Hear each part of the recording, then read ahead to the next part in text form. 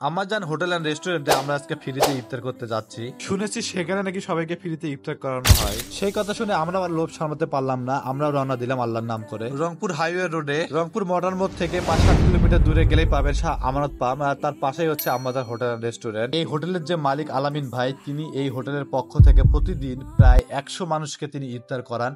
আর এই হচ্ছে ইফতারের হচ্ছে প্লেট, এবং ইফতারের শেষে আপনারা টাকা দিয়েও আপনারা অনেক সুস্বাদু খাবার খেতে পারেন। সেগুলো হচ্ছে হাঁসের মাংস, যা দেশি হাঁস হয়ে থাকে মূলত।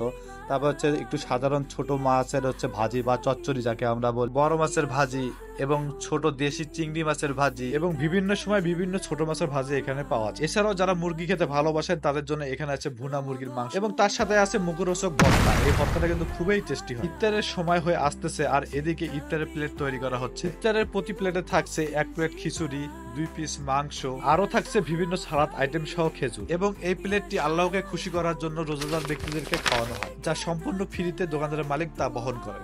এই আমাজন হোটেল এন্ড রেস্টুরেন্টের প্রধান বৈশিষ্ট্য হচ্ছে কালা ভুনা, যাকে আমরা কালো ভুনা বলি, অনেকে কালা ভুনা বলে, যা অনেক টেস্ট এবং সুস্বাদু। যে যেখানেই থাকেন না কেন, যদি ঈদের ছুটিতে আপনারা বাসায় আসেন অর্থাৎ রংপুরে আসেন, তাহলে অবশ্যই একবার হলেও এই কালো ভুনা আপনারা খেতে যাবেন। এবং আরেকটা কথা, সেটা হচ্ছে যাওয়ার আগে অবশ্যই আমাদেরকে জানাবেন, আমাদের ছাড়া কিন্তু আপনারা কখনোই যাবেন। ইফতারের 15 থেকে 20 মিনিট আগে দেখলাম দোকানটা একদম ফাঁকা, কেউ নেই। তারা সুন্দর করে পরিপাটি করে সাজায় রাখছে।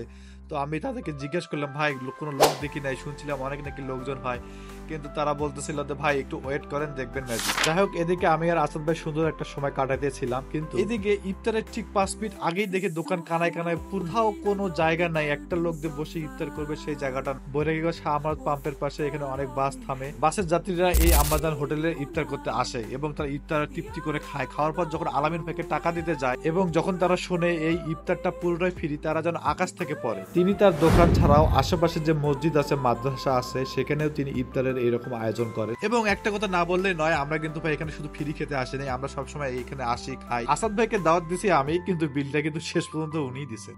আলহামদুলিল্লাহ, আজকে সেই আমাজান হোটেলে আমরা ইফতার করলাম এবং পরিবেশটা অনেক সুন্দর লাগতেছে।